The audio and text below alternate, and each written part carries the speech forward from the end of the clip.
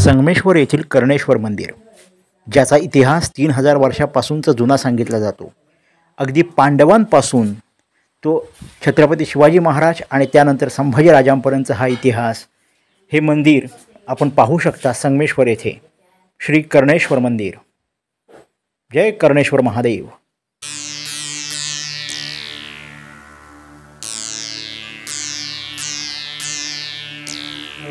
म्हणून आपल्या घरातले देवाऱ्यातले शंख वाजतात, झाडावरचे कळे फुलतात, त्याला ब्रह्मतत्व म्हणतात. म्हणून शंखाने संशय घ्यायचा नसतो. शंख वाजतात, कळ्या फुलतात, त्याला ब्रह्मतत्व म्हणतात.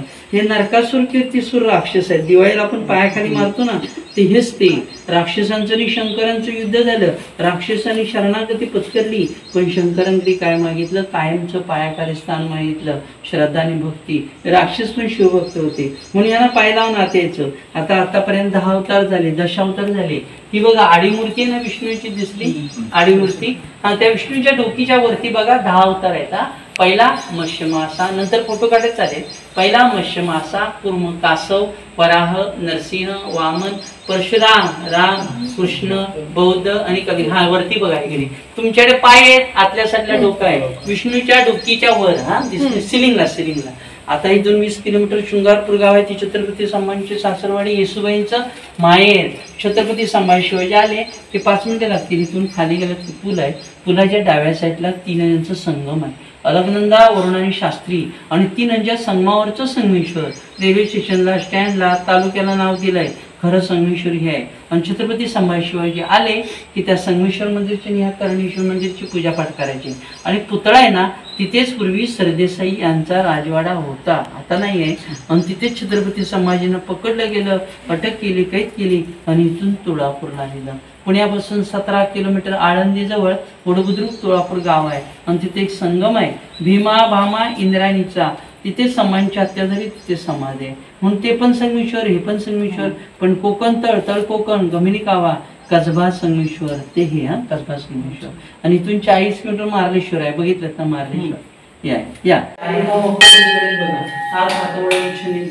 चारी खांब बघा, प्रत्येक खांबावर देव आहे. डोकीवर खांबावर बघा गणपती नरसिंह, प्रत्येक खांबावर देव आहेत. या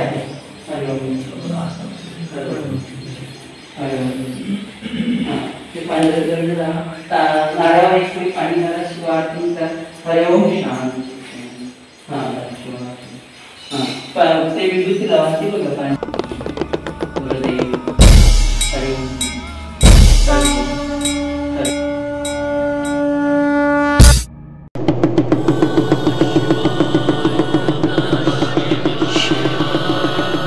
जहाँ न अमृत न विष,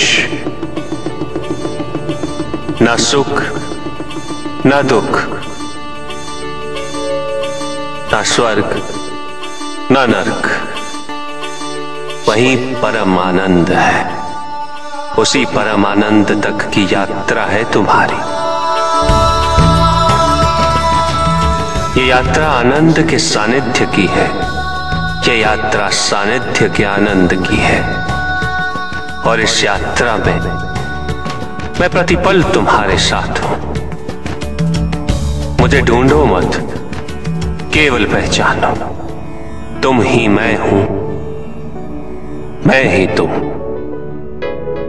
हर आरंभ का मैं ही अंत हूं, और हर अंत सदैव मेरा ही आरंभ होगा.